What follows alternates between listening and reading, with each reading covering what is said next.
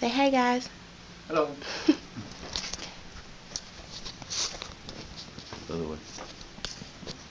Okay, so my speech is on the history of Houston. So imagine this. You wake up on December 27th, 2 days after Christmas, and you're excited because you don't have any school. You go outside, you're ready to go outside and play, so you get dressed and you put your sweater on, your scarf, your hat. You run outside to complete disappointment because it's 80 degrees outside. No need for a sweater, no need for a scarf, no need for a hat, and there's no snow outside because you're in Houston, Texas. Houston is the fourth largest city in the United States. It's named after Sam Houston, which is a great American politician and soldier. I am born and raised in Houston. I love my city. I love the good and the bad. The good would be all the great opportunities they have here, all the jobs that you can get. And the bad would be there's no winter and the traffic. You could sit in traffic for 2 hours in Houston. But the history of Houston is one to be proud of. Houston started out with 12 residents in one log cabin. And now there are 200 million people in Houston, Texas. So how did we get here? To understand how we got there, you need to know how Houston started, what factors led to the massive growth, and what factors led to the diverse culture here. So let's talk about how Houston started. Houston was founded as the town, not a city, but a town of Houston on August 30th, 1836 by Augustus and John Allen. There were two brothers from New York. They came down here. They were real estate guys, I guess. They said they wanted the town to be a great interior commercial imperium of Texas. In 4 months, it went from 12 residents in one log cabin to 1,500 people in 100 houses just in 4 months. Houston started as the Republic of Texas's capital.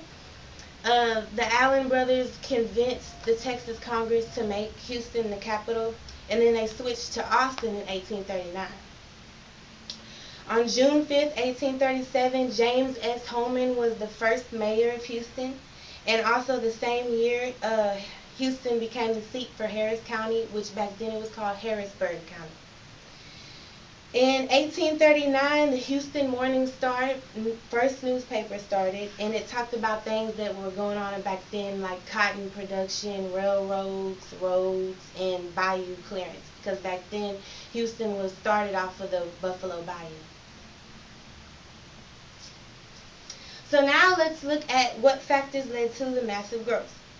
Houston developed as a cotton and lumber market in the 19th century due to transportation and communication innovations like the telephone, and we started getting cars at the beginning of like 1900. We got cars. And the Spindletop oil discovery changed the economy in the 20th century. In 1914, the Houston Ship Channel opened, and it made Houston a deep water port with access to ship all around the world. In 1861, Houston was the rail center of the southeast Texas with 100 miles of lines, southwest, east, north, everywhere. Automobiles came to Houston in the 20th century. In 1911, we had 1,031 cars, and then by 1930, we had 97,000 cars. By 1929, 40 oil companies moved to Houston. And in 1930, Houston became the largest city in Texas. At first, it was Galveston. But in 1930, we had 292,000 people. In 1952, Houston got its first expressway. It was the Gulf Freeway. It connected Houston to Galveston. In 1928, Houston got its first airport. I'm not sure the name of it. In 1954, we got the Hobby Airport, but it was first called Houston International Airport. And in 1969, we got Houston Intercontinental Airport. All of these innovations, all of the transportation, the railroads, the freeways, the airport, that led to how diverse Houston is today. Diverse culture cultivated as a result of transportation, the nearby natural resources of the oil that was discovered in Texas, and the entrepreneurial spirit in Houston. Houston is now the home to over 100 ethnic groups. And because we have so many ethnic groups, we have a lot of different things that you could do here. Like this Houston Symphony opened in 1913.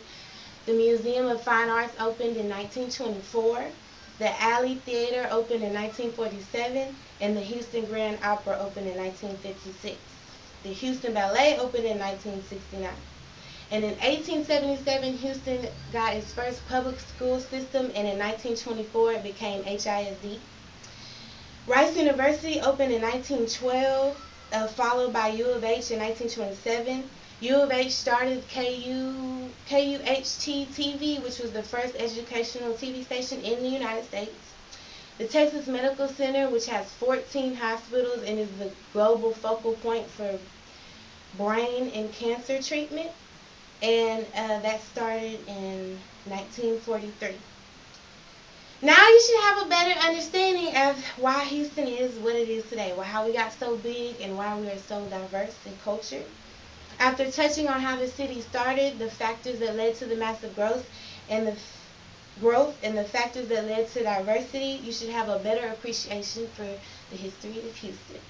The Allen brothers hope to begin building a center of government and commerce, and I believe their dream has come to pass. The end.